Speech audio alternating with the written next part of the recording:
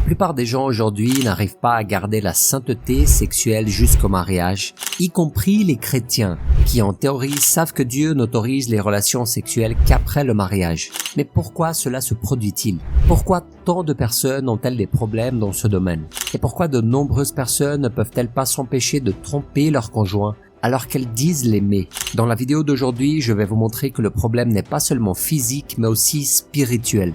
Et vous allez découvrir ce qui se passe dans le monde spirituel lorsque vous allez au lit avec quelqu'un. Mais avant de commencer, j'aimerais vous demander une grande faveur. À la fin de cette vidéo, laissez-nous un petit commentaire. Aussi simple que ce soit, un simple merci suffit. Car récemment, nos vidéos sont de moins en moins recommandées par YouTube. Vous savez, ces messages bibliques sur des sujets importants ne sont pas le type de messages qu'ils veulent faire divulguer. Alors nous avons besoin de votre aide. Cliquez sur le bouton like, laissez-nous un commentaire et partagez nos vidéos. Et si vous voulez, vous pouvez aussi faire comme ces frères et sœurs qui soutiennent notre travail en cliquant sur le bouton rejoindre et en devenant un membre officiel de notre chaîne. Merci à chacun et à chacune d'entre vous. Pour commencer ce message, je voudrais lire avec vous ce qui est écrit dans le chapitre 6 de 1 Corinthiens. Fuyez l'immoralité sexuelle. Tout autre péché qu'un homme commet est extérieur à son corps. Mais celui qui se livre à l'immoralité sexuelle pêche contre son propre corps. Ne le savez-vous pas, votre corps est le temple du Saint-Esprit qui est en vous et que vous avez reçu de Dieu. Vous ne vous appartenez pas à vous-même, car vous avez été racheté à un grand prix. Rendez donc gloire à Dieu dans votre corps et dans votre esprit qui appartient à Dieu. Regardez ça, mes frères et mes sœurs. Il y a beaucoup de chrétiens qui sont sous l'oppression du diable et qui sont piégés dans une vie de promiscuité sexuelle. Il se trouve que la Bible est très claire sur la manière dont Dieu veut que ses enfants vivent. C'est que chacun de vous sache garder son corps dans la consécration et la dignité, sans le livrer à la passion du désir comme les membres des autres peuples qui ne connaissent pas Dieu. Le grand problème est que nous vivons dans une société qui défend les relations sexuelles avant le mariage comme quelque chose de normal, en disant qu'il n'y a rien de mal à avoir plusieurs partenaires sexuels avant de s'engager dans un mariage définitif avec quelqu'un. Et ceux qui pensent différemment sont traités de vieux jeux ou de démodés. Mais voici ce que la Bible dit de ces personnes qui normalisent les relations sexuelles avant le mariage. Toujours mécontents, ces hommes se plaignent sans cesse de leur sort et marchent suivant leurs désirs. Ils tiennent de grands discours et flattent les gens par l'intérêt. Quant à vous, bien-aimés, souvenez-vous de ce que les apôtres de notre Seigneur Jésus-Christ ont annoncé. Ils vous disaient, « À la fin des temps, il y aura des moqueurs qui vivront en suivant leurs désirs impies. Ce sont ceux qui provoquent des divisions, sont dominés par leur nature propre et n'ont pas l'esprit. Regardez ceci, mes frères et mes sœurs. Vous pouvez même penser qu'il est acceptable de coucher avec quelqu'un sans engagement. Mais sachez qu'un chrétien qui ne contrôle pas ses pulsions sexuelles finit par être un outil de Satan. Et tôt ou tard, il peut avoir sa vie détruite et se détourner complètement du Seigneur. Donc nous devons comprendre quelque chose de très important. Dieu a créé le mariage pour que l'homme et la femme se sentent pleinement satisfaits dans leurs besoins sexuels. Et chercher à satisfaire ses désirs en dehors du mariage est un péché contre notre propre corps. Regardez ce que l'apôtre Paul a écrit dans sa lettre aux Corinthiens. Au sujet de ce que vous m'avez écrit, il est bon pour l'homme de ne pas prendre de femme. Toutefois, pour éviter toute immoralité sexuelle, que chaque homme ait sa femme et que chaque femme ait son mari. Que le mari rende à sa femme l'affection qu'il lui doit et que la femme agisse de même envers le mari. Mes frères et mes sœurs, il arrive que beaucoup ne veulent pas attendre le mariage pour jouir de la bénédiction qu'est le sexe. Ils préfèrent avoir des relations superficielles avec Dieu et avec les autres aussi, simplement à la recherche du plaisir charnel. Et c'est là que réside le grand danger. Car lorsqu'une personne a une relation sexuelle avec quelqu'un, elle s'engage non seulement physiquement mais aussi spirituellement. C'est exactement ce qui se passe. Lorsque deux personnes ont une relation intime, il y a une union spirituelle entre elles. Et ce n'est pas moi qui le dis, c'est la parole de Dieu elle-même. Ne savez-vous pas que celui qui s'unit à la prostituée est un seul corps avec elle? En effet, il est dit, les deux ne feront qu'un. Mes frères, nous sommes des êtres humains, mais nous sommes aussi spirituels. C'est-à-dire que nous vivons dans un corps physique ici sur terre, mais nous avons un esprit à l'intérieur de nous qui a été placé là par Dieu pour qu'il puisse interagir avec nous.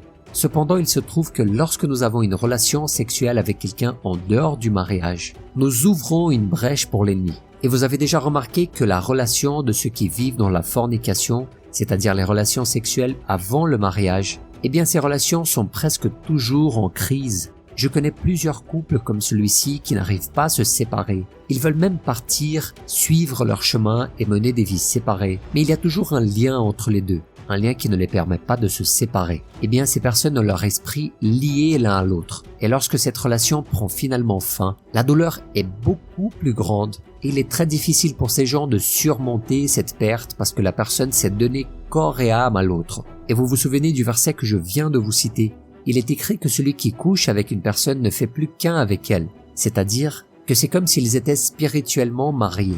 Imaginez maintenant une personne qui a plusieurs partenaires sexuels. Elle peut être considérée comme célibataire dans le monde physique, mais elle est mariée à plusieurs dans le monde spirituel. Et c'est pourquoi elle doit se repentir. Elle doit demander à Dieu de briser chaque lien qu'elle a construit avec des inconnus parfois. Cette personne doit demander que chaque péché qui a été généré par elle-même soit brisé dans le monde spirituel par la puissance du sang de Jésus. Mes frères et mes sœurs, il y a des personnes qui passent des années sans se communiquer avec leur ancien partenaire sexuel, mais dès qu'elles reçoivent un message ou lorsqu'elles voient une photo de cette personne, elles sont tout de suite émotionnellement ébranlées. Tout cela est beaucoup plus commun que nous l'imaginons, et cela arrive parce qu'ils sont devenus une seule chair, et le temps est incapable de rompre ce lien.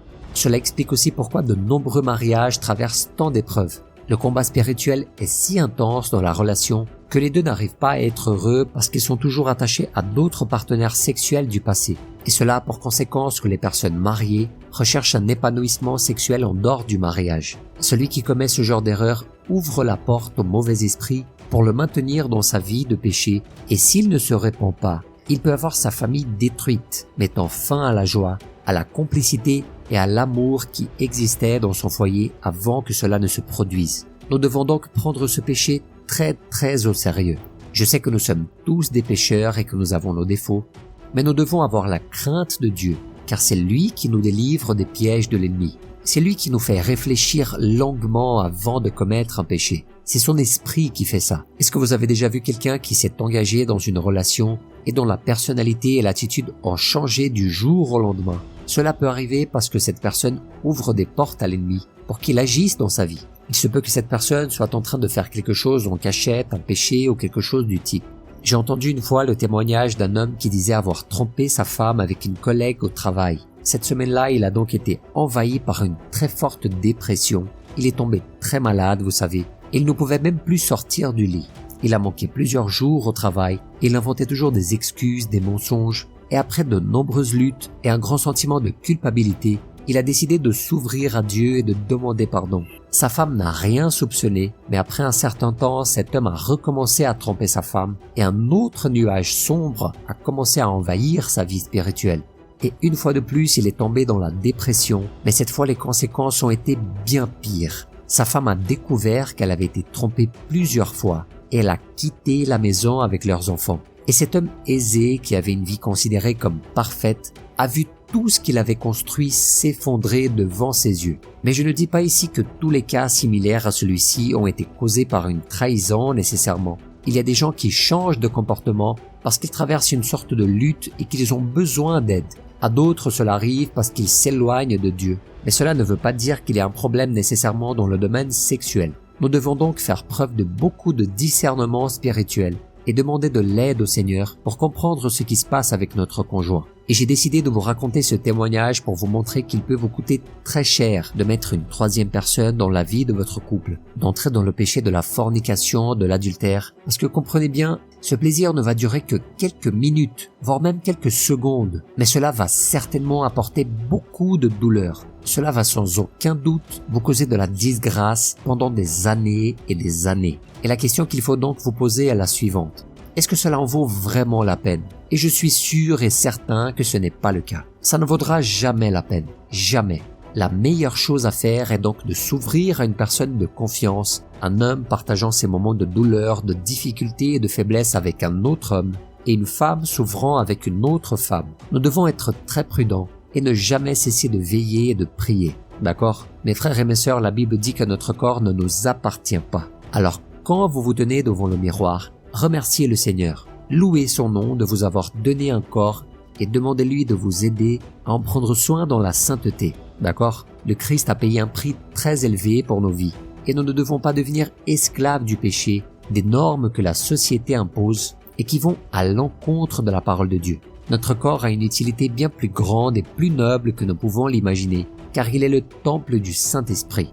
Mais si nous vivons dans le péché, nous nous éloignons du Seigneur, car sa sainteté ne peut pas se mêler à ce qui est impur. Et c'est pourquoi vous devez décider de quel côté vous voulez être. Amen.